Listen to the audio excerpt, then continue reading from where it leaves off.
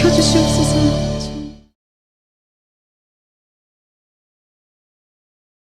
하시고 그 후에 제자들에게 이르시되 유대로 다시 가자.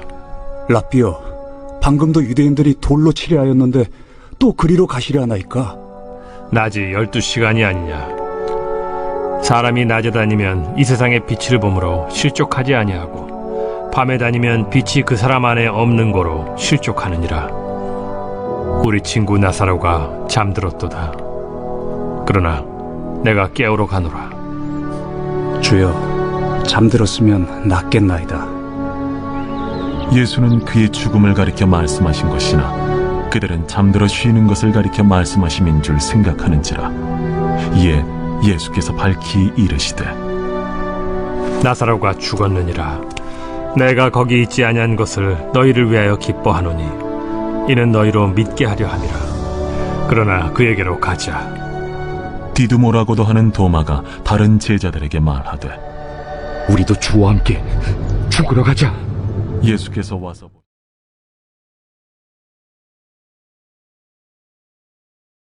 오늘 우리가 나눌 말씀은 요한복음 11장 7절에서 16절까지의 말씀입니다. 오늘 본문을 보면 예수님이 제자들에게 다시 유대로 가자고 말씀을 하시죠. 제자들은 그곳에서 유대인들이 예수님을 돌로 치려 했던 사건을 기억하고 예수님을 만류합니다. 그런데 예수님은 나사로를 살리시기 위해 유대로 향하자고 하십니다.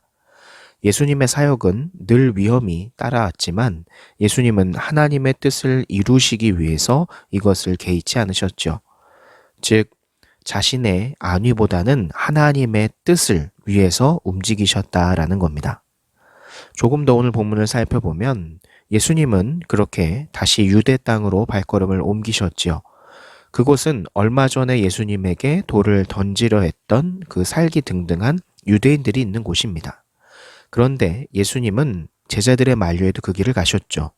위험보다 더 중요한 하나님의 뜻을 이루시기 위해 가신 겁니다. 그러니까 이 같은 주님의 모습은 우리의 모습이기도 해야 합니다. 성도의 우리 그리스도인들의 삶의 목표는 우리의 이득, 안위가 아니라 하나님의 뜻을 이루는 것을 향해야 한다는 거죠. 분명한 건 하나님의 뜻을 이루며 사는 삶이 자신, 곧 나를 위해서도 가장 최선의 삶이라는 걸 우리가 깨달아야 합니다.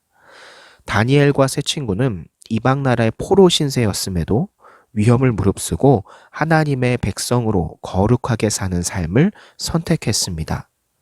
목에 칼이 들어와도 하나님을 섬기는 것을 멈추지 않았다는 거죠.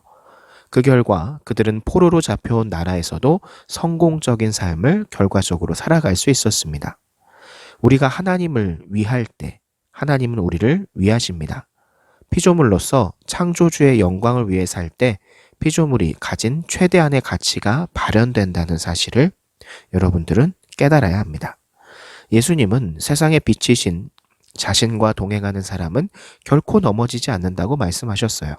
인간의 진정한 성공과 실패는 부나 명예에 관한 게 아니라 예수님과 동행하는가에 달려있다는 말씀이죠.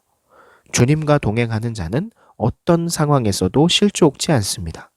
반면에 그렇지 않은 자는 어떤 세상의 성공을 거둘지라도 그는 결국 실족하게 됩니다. 지금 여러분은 인생의 진정한 성공이 예수님과 동행하는 것에 동의하고 있습니까? 아니면 그것은 그냥 나와는 다른 세상의 이야기라고 신화처럼 여기고 있습니까?